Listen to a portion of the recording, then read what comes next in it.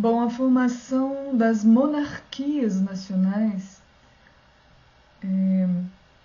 ela vai se dar como definição sendo a centralização do poder político nas mãos dos reis. Então, centralização, centro. Uma pessoa no centro concentrando todos os poderes para si, geralmente. Descentralização, se perde o centro. Então, vão ser talvez várias pessoas no poder, é um poder descentralizado. Assim, na forma mais simples de se explicar, mas vão haver, em cada centralização e descentralização, características um pouco diferentes, né? E qual que é o contexto histórico da formação das monarquias nacionais, da formação dos estados-nação da Europa?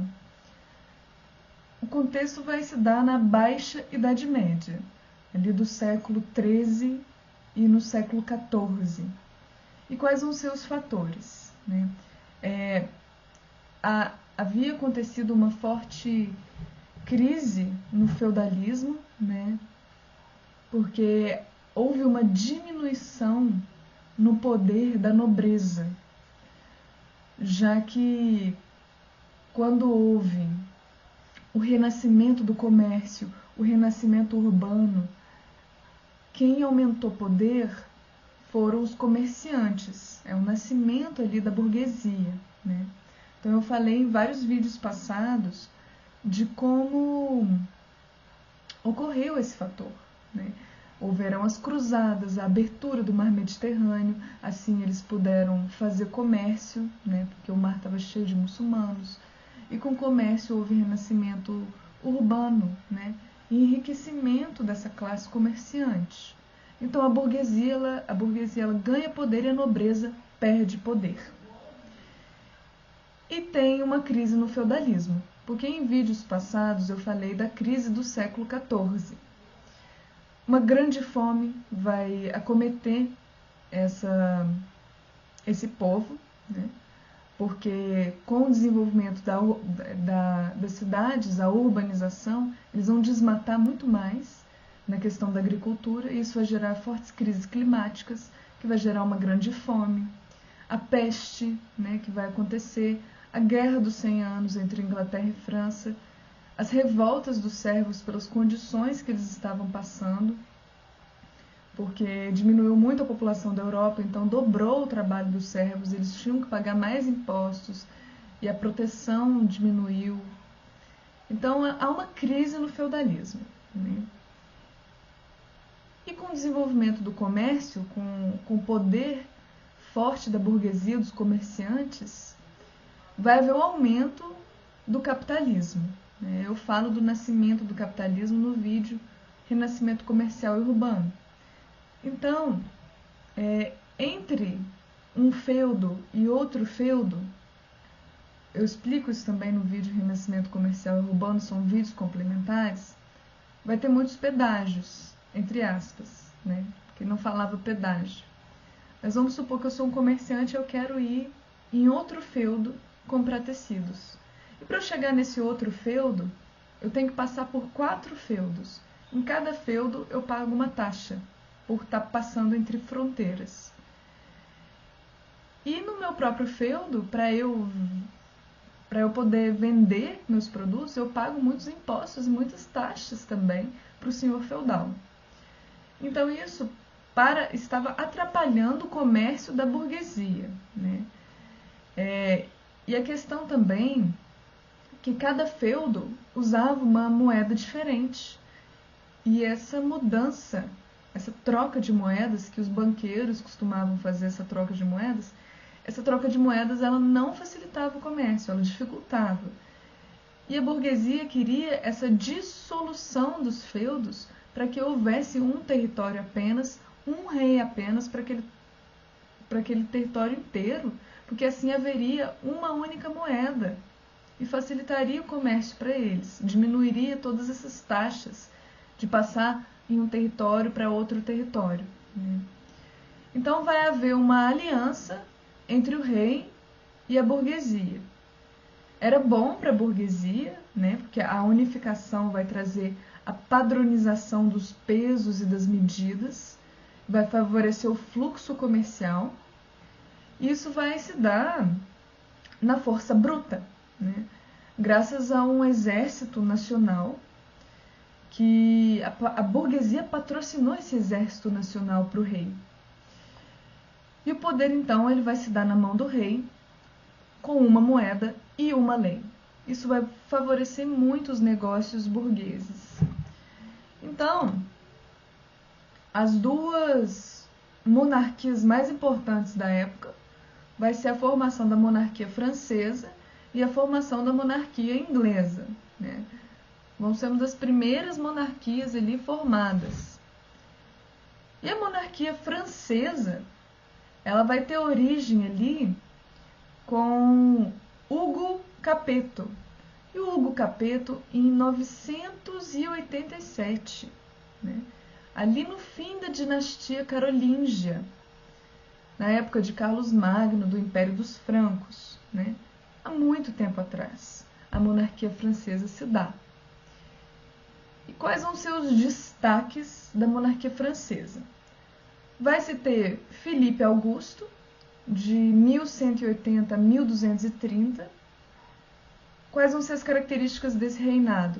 Expansão territorial, vão conquistar muitas terras. Anjou, né? Aquitânia, Normândia. Então, esses territórios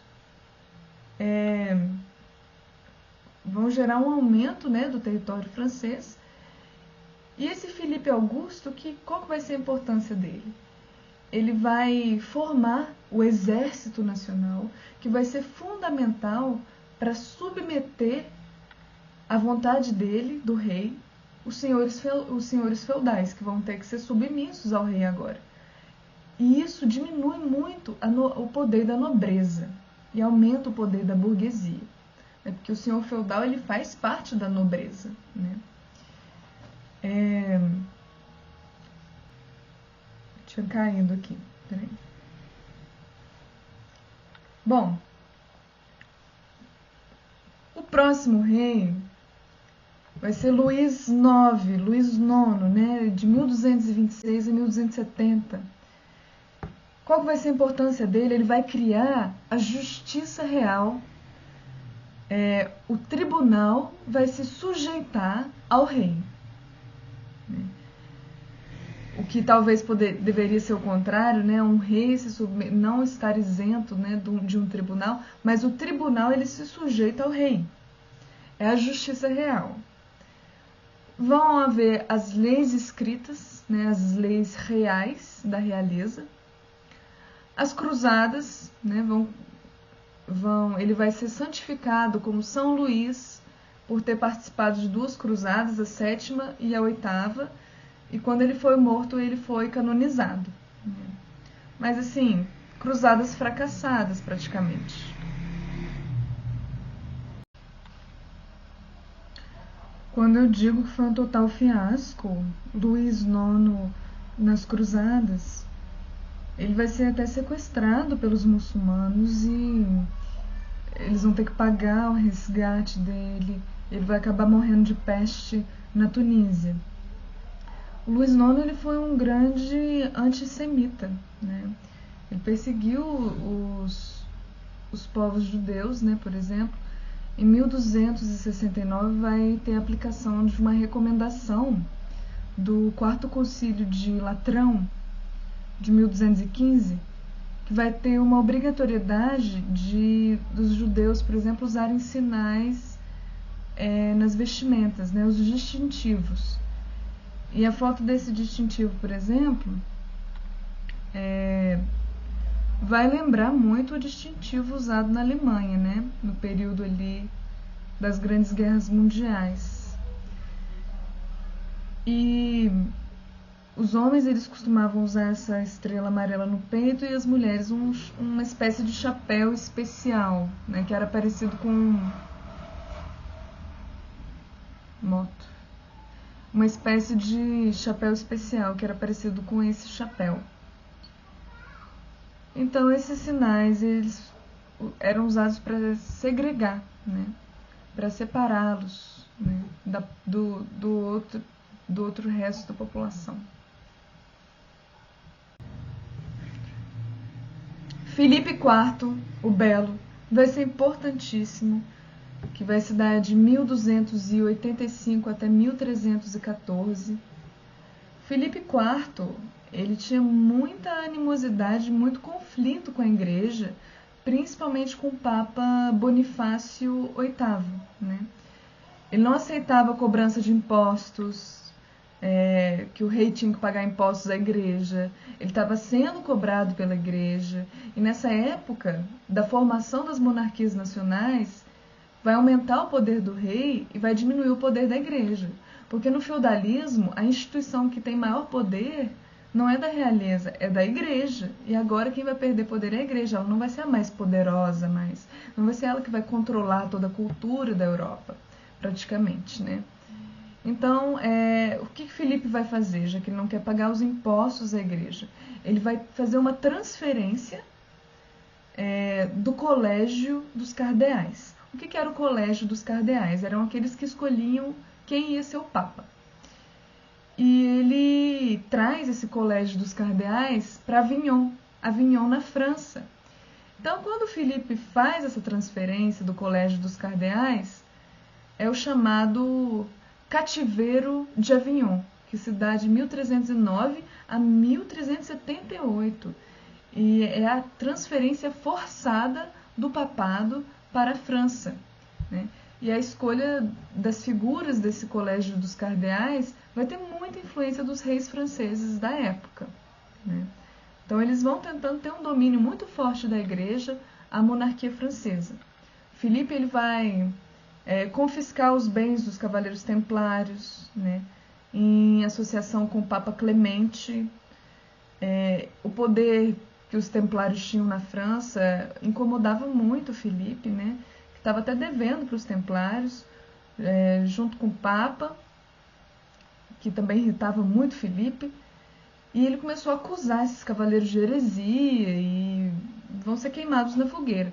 É uma história mais complexa, eu falo dessa história no vídeo sobre as cruzadas, mas para o final do vídeo ali. Eles vão confiscar, Filipe vai confiscar os bens dos judeus, e muitos deles eram ricos comerciantes, ricos mercadores, banqueiros, né?